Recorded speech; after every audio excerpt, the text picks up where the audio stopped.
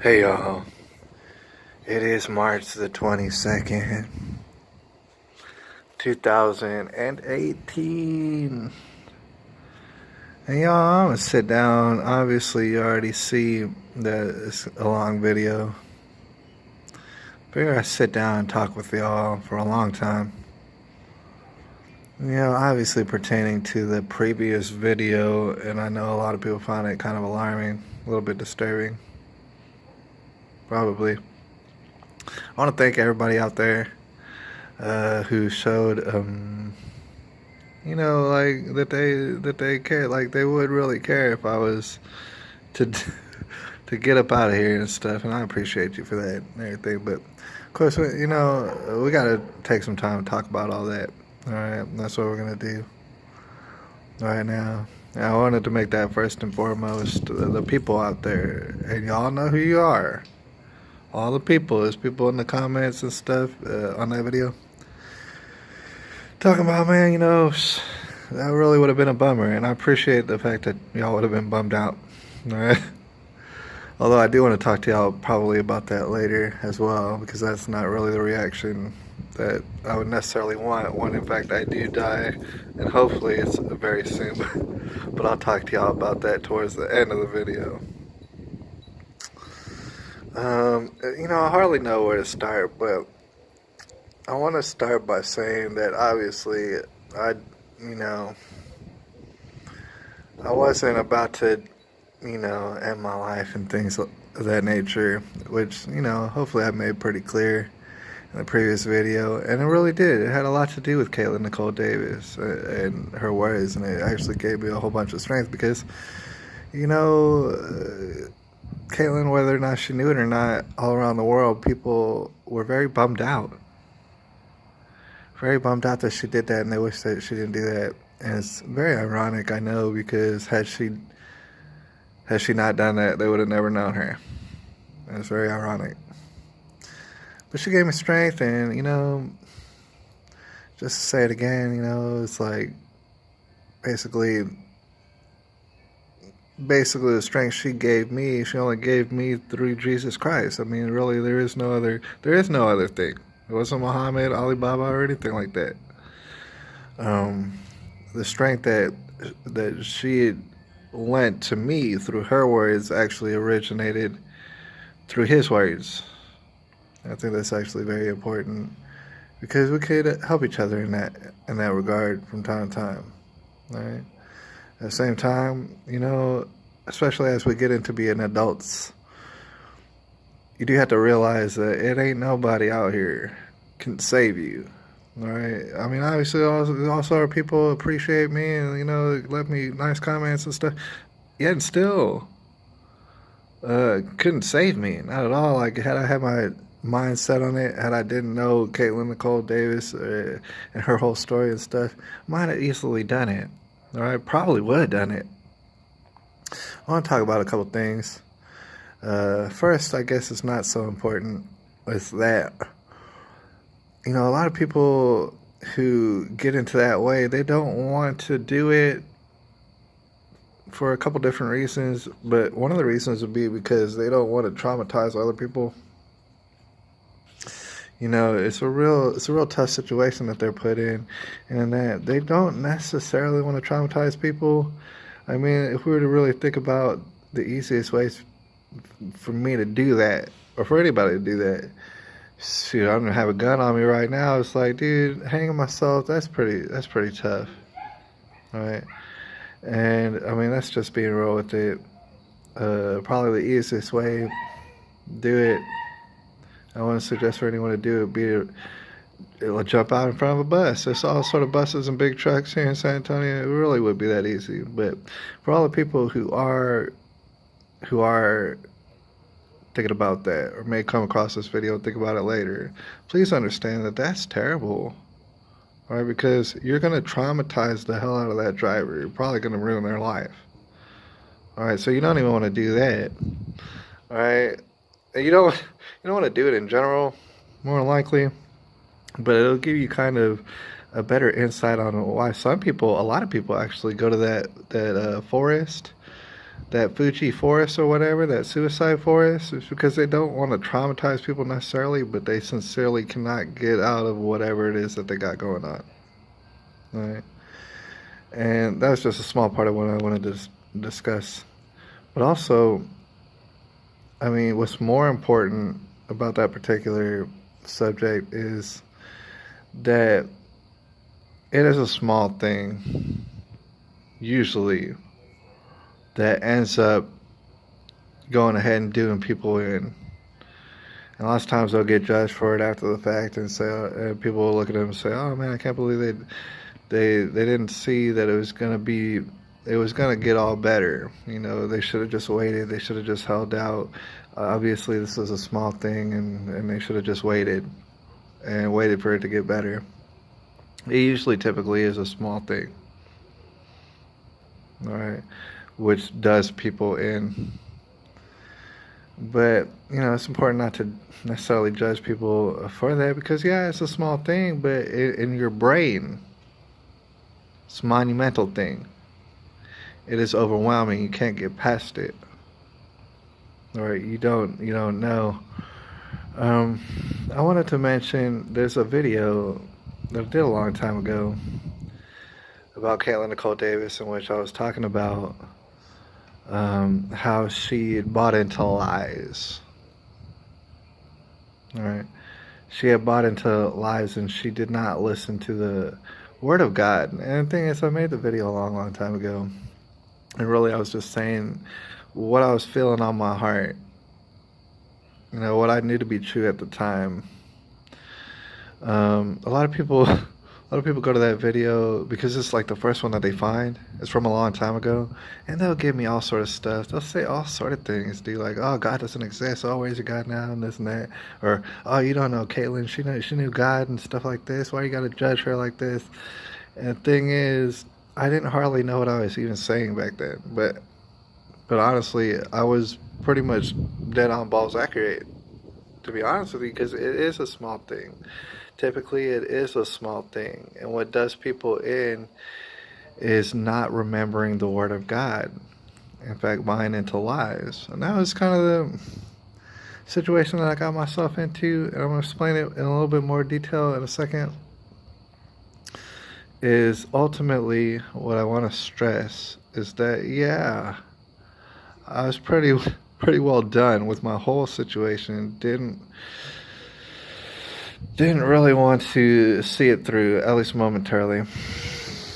And in the end, I also bought into lies. I also forgot the Word of God. I was ignoring it. You know, you'll get the Word of God coming from people in general, probably strangers. Usually it is strangers or acquaintances, and they'll tell you the Word of God, and you won't be able to hear it. Right? But you could also find it, of course, in the Bible, or in certain verses, like that this too shall pass. You know, it's kind of a famous line that inevitably everything passes. Right? It's a passing phase. That's why, you know, among countless other reasons, the Bible is very important, because it's somebody telling you that this will pass. And the thing is, they are not lying. All right? So all sort of people out there don't believe in this and that, or they believe in something else or whatever. Regardless, this will pass. It does. It absolutely does. All right? And then, you know, there's other sentiments such as everything is going to be all right in the end. Now, it's kind of hard to hear from people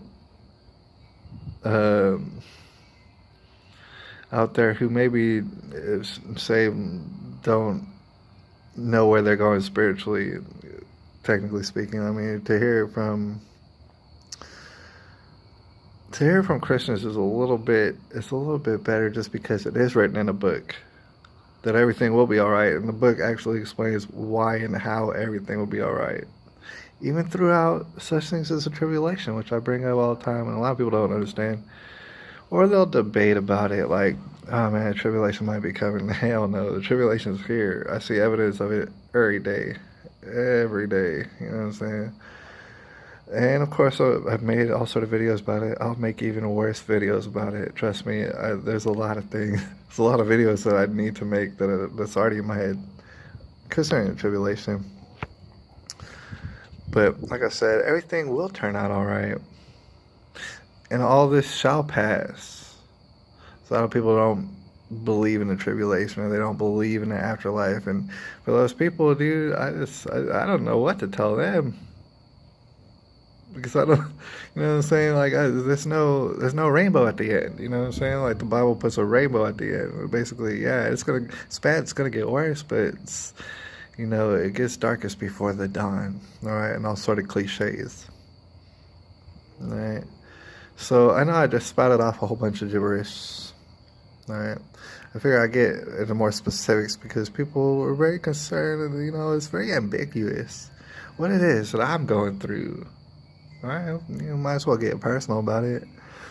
Ever since I was a wee lad, I guess, take it back to just fresh out of high school and stuff like that, I'd been getting into certain things, this and that, that would give me all sort of debt. And I have a lot of debt right now. I mean, a myriad of things, traffic tickets, it's an MIP, which I actually had to deal with. Today, I'm 31 years old, and I'm talking to the judge about an MIP I got in 2008. They were expecting all sort of money from that, and the list goes on and on. Child support, credit cards, student loans. The list goes on and on, dude. Trust me when I tell you, I owe tens and tens and tens of thousands of dollars. All right, and dude, I don't got nothing to show for it. All right, not to say woe is me and stuff, because honestly, I'm a lot more content than most people that I come in contact with. But suffice it to say, I owe tens and tens and tens of thousands of dollars. All right, and that's actually not even the big deal. But I'll digress in a second. The big deal isn't all the debt, although I have an amazing amount of debt, all right? And suffice it to say, it's probably not ever going to get all paid off, but we'll see. We'll see if it does. I don't know. I have a whole bunch of debt. And honestly, that doesn't really bother me at all, all right? Chances are, to be very honest with you, and I'm in the process of doing it right now. That's why, you might see a hiatus on my music channel, something of a hiatus on this channel. I'm in the process of getting 2 jobs. I want to get 2 jobs. And the reason being is because I want to get the best kind of job I can get right now. And then after I get that job, I want to get a second job. Because when you consider the amount of debt that I have, and the idea of perhaps ever getting close to not having debt, which is what people try to do, especially in America, you realize that I would have to work no less than 6 days a week, period. In fact, I'm going to aim to work 7 days a week, between 6.5 and 7 days a week. All right, that's what I'm going to have to do, period. That's the end of it. Either that or win the lottery, and I don't play the lottery. That's what I'm going to have to do. It's basically work 7 days a week. And the thing is, like I said, that's not really a problem for me necessarily. I don't have a problem with working 7 days a week for the entirety of the rest of my life. Right? That'll be fine, because honestly, we might talk about it later, I don't plan to get old. Don't want to get old at all. I see people do it. I see people get old and stuff. Does not look appealing. Don't want any part of that. So as far as working 7 days a week until basically I burn out and die, that's great. That'll be awesome. That'll be awesome. I really don't mind that at all. But however, the debt in and of itself can get a little bit daunting at times. I probably wouldn't even worry about it myself personally if I had a place to go and live and be by myself. All right, forever and ever. But the thing is, which I wouldn't mind that either. And I know that sounds very much like a Unabomber thing, and I don't know much about the Unabomber guy and stuff like that. But as far as people, when they say, "Oh man, he's crazy. That guy's crazy. Well, I lived in the woods by himself and stuff." That's why signs that he's crazy. Yeah, I want to do that too, for sure. always been a loner, and that sounds wonderful. If I could, real briefly, if I could live in a shack with no plumbing and just nothing at all, and go to work 7 days a week in order to just barely scrape by, that would be all right. I really wouldn't mind it at all. All right. It's just that, technically speaking, I always have to hear about it. People always want to send me stuff in the mail and just be like, hey, do you remember you owe everybody? It's just like, yeah, I guess I do. Shit. But not only that, I come back to San Antonio. Like I said, I owe all sort of people, so it's going to take a long time to do all sort of things. Like, for one, get my license, which would make it a lot easier to get a lot of these jobs out here. So I got to work on that. And there's just all sort of little baby steps I got to take in order to even make more money. It's really bad. It's really bad as far as that goes. But like I said, it doesn't really bother me. All right, I don't need much in life. I am kind of a loner. Irregardless, a lady probably won't happen, to be honest with you. More likely, it had to be some extenuating circumstances for that to ever happen.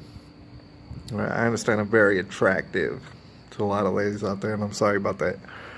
And no homo or anything like that, but I just don't have time for it, to be honest. All right, so I had to hear about it, and the thing is, I don't blame people for bringing it up. All right, yeah, I mean, it's a lot of debt and shit. I need to take care of that. All right, so I just say all that to say that it can get daunting at times.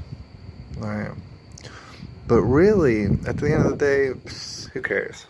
All right, I had to go to work 6-7 days a week. Who cares? I'll do it. Don't really care about it. What it all kind of comes back to, and what I don't really want to admit all too often, but I'm going to go ahead and admit it right now, is my daughter. Irregardless of anything, any kind of whatever comes up that might frustrate me or give me some problems, none of it really matters to me at all. All right, none of it really faces me at all. In fact, earlier today, I went and I turned myself in at the court expecting to be arrested and taken to jail, and I was looking forward to it. All right? Does not matter to me at all. It's weird. It's weird as I grow older. It's just like, damn, who cares? I go to jail? Sure, I'll go to jail. Don't really care about it. That in and of itself isn't really a problem for me. What's the problem is my daughter. All right, and just to explain, a lot of people know I haven't seen my daughter for going on 4 years. It's a long, long time. All right. And the thing is, for everybody out there who thinks about that and thinks, well, that's a long time. Yeah, it is.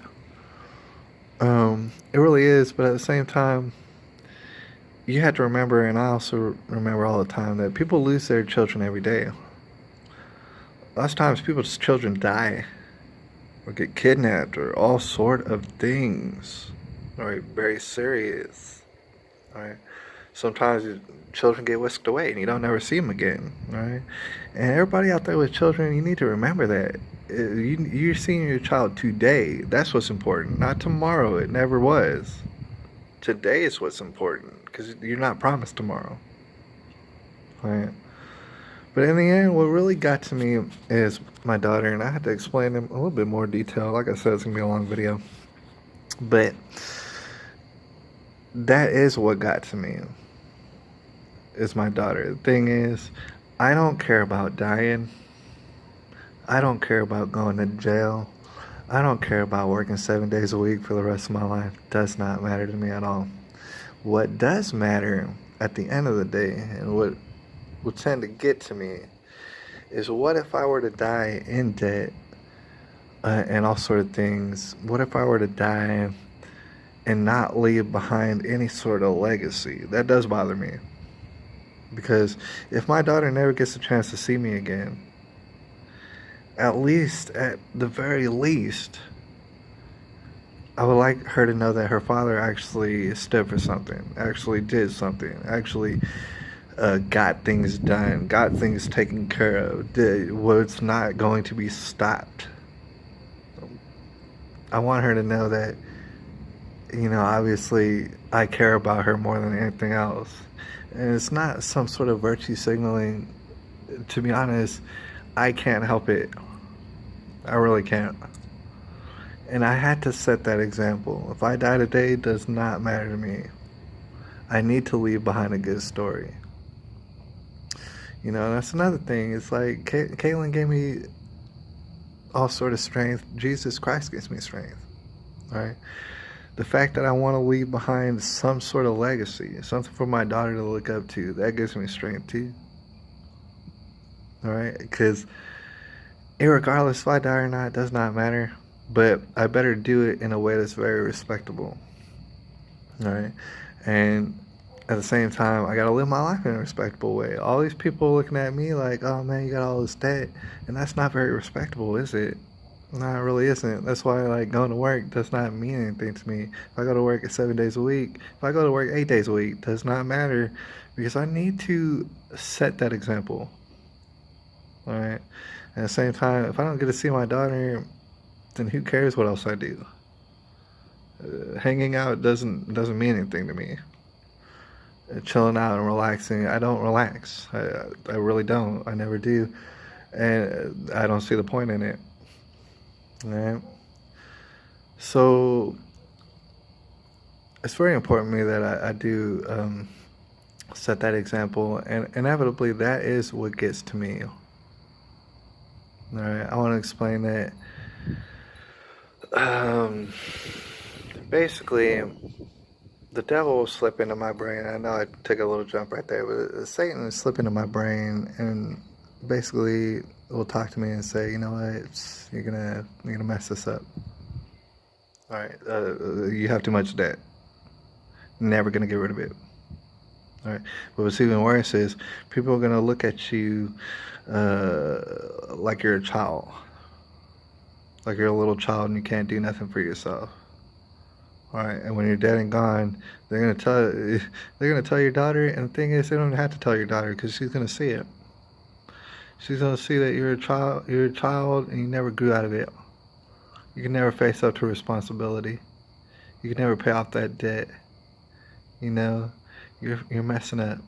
You're really messing up. And like I said, that's Satan in the back of my head talking. He'll talk to me too. All right, there is no escaping it. Like I said, sometimes you gotta tell Satan to shut the hell up. But the thing is, even I succumb to this, and I'm the one telling you. All right, it can happen to any of us. And I think to myself, I can't go out like that. All right.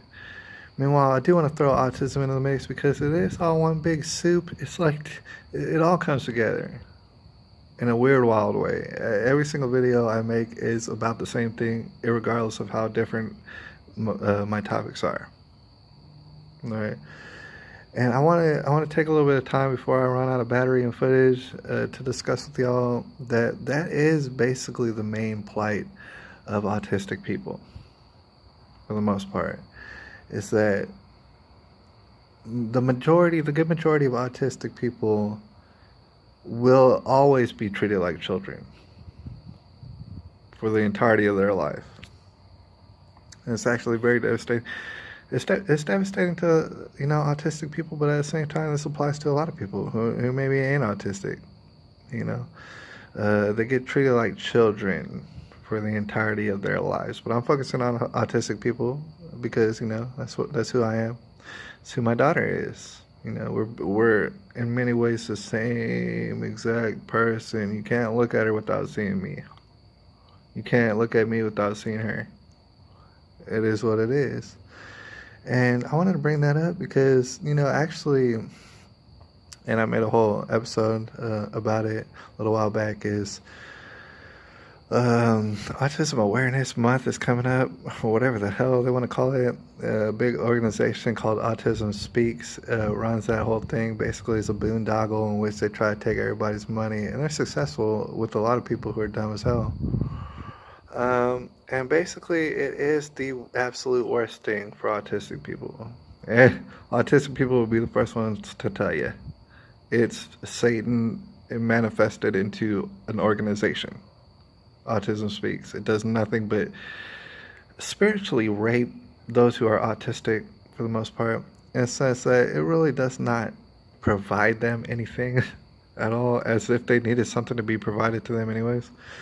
But even more so, it kind of goes over the top in that everybody who participates in like the parades and the rallies or whatever it is, you have to admit at the end of the day, it's autistic children is what they focus on.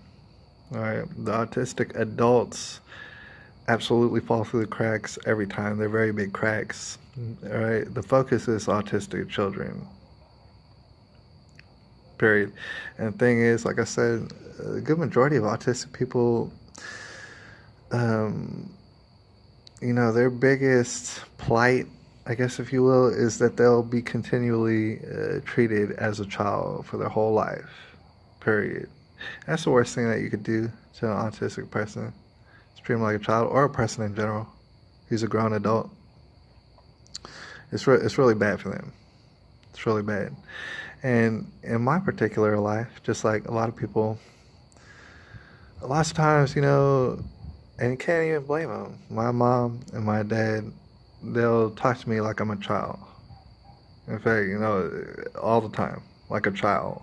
And I'm 31 years old. I've been through a lot of stuff. I've seen a lot of stuff.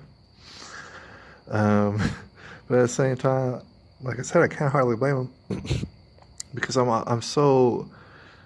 Me personally, I'm in all sort of debt that it's kind of hard to not look at me like a child, because it's like, oh man, are you running from your responsibility the way that a child does? And it's like, dude, not really, but in a sense, yeah, I am. All right, I'm not trying to, not anymore. All right, and they'll try to help me out. And that's the thing about it. At the end of the day, you got to realize that you can't take any help anymore from your parents. I should have stopped taking help from my parents way back when. All right, 18 years old should have been the cutoff. All right, every last little bit of help that I've gotten from my parents past 18 was a horrible mistake on my part. All right, period. And I gotta own up to that. It's really gotten me into a lot of trouble and a lot of debt. All right. Thing is, I just wanted to talk about that because, like I said, Autism Awareness Month or whatever it is coming up, Autism Speaks honestly should be ran out with pitchforks and all sort of torches and stuff by mobs. All right, they're really, really bad news. But in a more general sense, the travesty is when, like I said, when autistic people get treated as children for their whole lives. And usually that will happen. All right. And the thing is, in a sense, I want to look at other people and say, hey man, stop looking at me like a child. All right. But at the same time, if I get into their shoes and I really try to look through their eyeballs, I do look like a child. Not only because of all the debt, but because I live in a totally separate world from them. And people are having a little bit of difficulty understanding that is autism acceptance or awareness, is understanding that, yeah, they live in a totally different world from you. All right, that doesn't make them wrong. That doesn't make you wrong. It's just that literally y'all live in a different world. All right, and this doesn't really apply to just autistic people or autistic people in general, but as far as the news goes, yeah, I live in a totally different world than most people. Most people do not understand what the hell is going on right now. It's 4 and 5D chess out there. People, just real briefly, and I say it all the time, if you look at the television for more than 5 seconds and you think that they're not lying to you, then you live in an entirely different world than me. And you might look at me as a child, and I might look at you as a child. All right, but either way, it's like we got to respect each other as adults. All right, irregardless. So, I mean, I guess I say all that to kind of give you an insight onto what exactly was my problems, stuff like that. And I do have other problems that I had to work on, and that, well, like for example, something I got to work on is my face. Or, that's a weird kind of factor and example to throw in there, but I really do have to work on my face because usually my face looks very happy. Or something. That's what people usually tell me because my mouth is kind of upturned and stuff. Usually, the thing is, just to be honest with you, I'm very content and I'm very at peace all the time. Sometimes my mouth might be turned up. People think I'm smiling. Actually, most of the time. However, when I get very focused on something, no matter what it is, I might get very focused.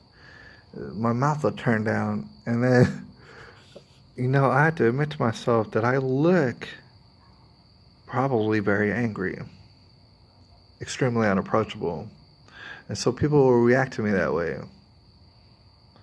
It's kind of hard to explain to people. I basically have to explain to everybody I know. I'm not angry. I'm not steaming mad. I'm just focused on something, and that's why I look that way. Either I could explain to everybody I know, or I could work on my face. And perhaps I will work on my face. That'll probably just be the easier thing to do. But see, it's something that balls up. If I'm focused on something, people will look at me and think, oh, shoot, he's angry. He's about to kill somebody. Or something like that. I know that's what they're thinking. And then I look at them and be like, why are you looking at me that way? Why are you looking at me? It's like, why are you looking at me like I'm about to murder everybody? And they're looking at me like, oh my God, I think he's about to murder everybody. I don't even want to. Let's think about it. No, I'm not going to murder nobody. But that's how you can get that kind of weird perception of people. You might get the wrong idea about people simply because of the look on their face. And meanwhile, it's all bad miscommunication. And what it does is snowball into a bigger thing. Technically speaking, just to be real with you, I get that focused face. I can't even do it. I can't do it right now. But like when I am focused, it looks extremely angry. I'm not angry at all. But I get that face from my mom. Right? And everybody knows it. You know what I'm saying? Anybody who knows my mom, they'll see her and be like, oh my God, what is she angry all the time? Like, what is she seething with rage? And sometimes I'll get confused. I look at her and I'm like, damn, I think she's seething with rage. And then she'll look at me over in the corner and be like, oh my God, I think he's seething with rage. And it's like, dude, that just snowballs. And I'm like, why are you looking at me like this? And she's like, why are you looking? And it's the same face. It's the same exact face. And it snowballs. And it really blows itself out of proportion. Certainly my mom, she's a roller coaster of a lady. She's very emotional about certain things, but it's not like I'm blaming her about that. It's just that her face looks a certain way, and so does my face, a certain kind of way. And then we multiply each other's vibe, and it's a bad vibe. It's very bad. And that might get me to thinking, oh shoot, I got bad vibes all around me. I got bad vibes all around me. I'm in debt that I'll never get out of. Oh shoot, I look like a child. Everybody's treating me like a child. Dude, I can't get out of this. Where's my daughter? I don't know. What is she gonna think about me when I'm dead and gone? What, you know what I'm saying? That's how a little thing becomes a monumental thing. That's how Satan can slip in the back of your mind and start talking to you. He'll take that little tiny thing and make it a monumental thing. And in your head, you can't hardly breathe. You are freaked out. You're racking your brain trying to think of options and more options and nothing's working. It does not look like it's going to work. You're done for. Meanwhile, it all started with a very, very small thing.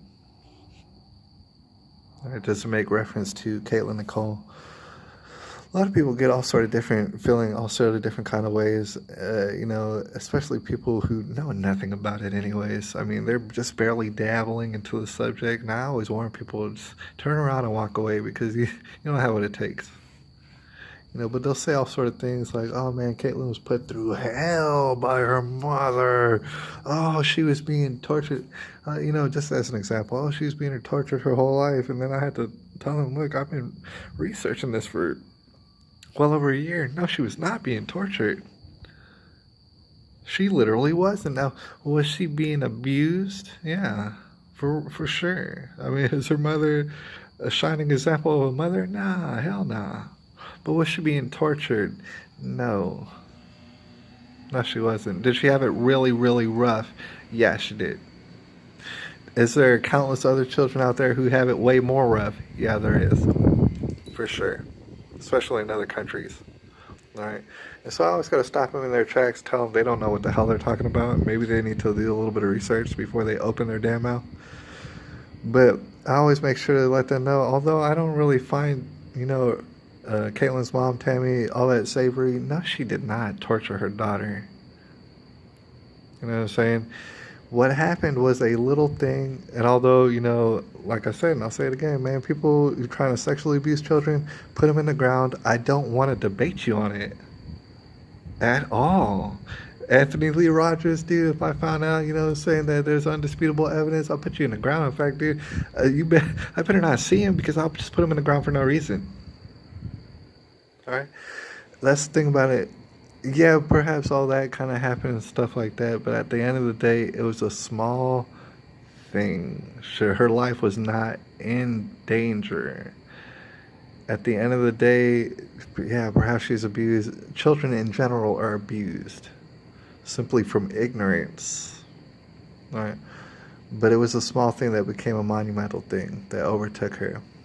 And as far as people who, for whatever reason, are watching this video, I mean, I got people from South Africa and all over the damn world watching the video. It blows my mind. Talking to me about, oh man, I'm glad you didn't kill yourself. It's like, thank you, I appreciate it, and I didn't. But at the same time, it crossed my brain just like it crosses everybody's brain out there. Right? So certainly there's some person for whatever. There's all sort of people who watch this video as time goes on. And there's going to be people who watch this video who later on get into the exact same thing where it's a little thing. And certainly they're going to consider it to be an overwhelming thing that absolutely cannot be overcome. All right. Don't you ever forget, it's going to pass. It's absolutely going to pass. And just to throw on another sentiment, I would like to add, dude, we're all going to die. I don't know why everybody's so scared of dying. Everybody looks at dying like, oh man, it's the worst thing that possibly happened. Nah, it ain't. Not even close, dude. If I die today, I don't even care. Right? But at the same time, nobody wants you to see you end your own life. Not your loved ones, not even strangers across the world. They're going to be deeply disappointed and saddened when you do it. And at the end of the day, it was a very small thing that took your life. It wasn't even something that is something to be proud of. Something like that. I mean, it was a small thing. And like I said before, and like I'm going to have to say again, just like the Bible says, it was this in the back of your head. That's what did it. Meanwhile, there's all sort of text in the Bible. Not only that, you're going to hear it from strangers. You're going to hear it from acquaintances who tell you, look, we're living in a nightmare world for certain. If you understand all the things going on, like socio-politically and all the travesties going on in the world, yeah, certainly we live in a nightmare. For sure. But all your problems, they don't add up to much. They are actually minuscule. And yeah, it might make you feel like you're drowning right now. But at the end of the day, if you were to take your life, it's going to be, dare I say, an embarrassment, probably. All right, I'm not saying that about Kayla Nicole because Kayla Nicole has touched so many people just because her life was so beautiful. Just because her spirit was so beautiful, her mentality, the messages that she put across were so earth-shaking. All right, but as far as everybody out there who's seen Caitlin Nicole's story, who's heard my story right now, if anybody winds up taking their own life after hearing Caitlin Nicole's story, after hearing what the story I told you, after knowing exactly what Jesus Christ himself did for everybody on the world, And he told you, dude, it's gonna look like a nightmare here on Earth. For sure. He said, don't let that get to you, though. Because ultimately, if you let it get to you, it's going to be a small thing that gets you. It's going to be a very tiny thing that pulls you under. It's going to be a voice in the back of your head. It might sound like your voice. It might sound like your daughter's voice. It might sound like anybody in the world's voice. Tell it to shut the hell up. All right? Understand that you have a purpose. Understand that you need to carry out that purpose and be an adult. You know, because for many reasons, but the biggest one is because there's children who need you. There's children who need an example, right? And if you go ahead and take your life over some small thing, all you're gonna do is encourage children out there to do the same thing. And you don't want to do that. You know what I'm saying? You don't want to go out like that. All right? I'm gonna be deeply disappointed in you if you do something like that. All right. Anyways, it's March the 22nd, 2018. Thank y'all for joining me for an extremely long video, and I'll holler at y'all a little bit later.